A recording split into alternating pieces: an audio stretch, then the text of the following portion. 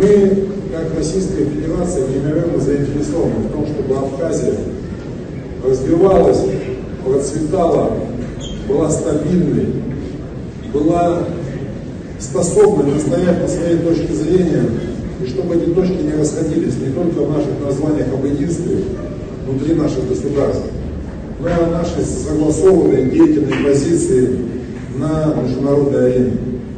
Поэтому, желая успехов в работе конференции, я напомню, что мы с вами собираемся не на 7-м съезде, мы собираемся с вами в год 80-летия Великой Победы, нашей общей победы в Великой Отечественной войне.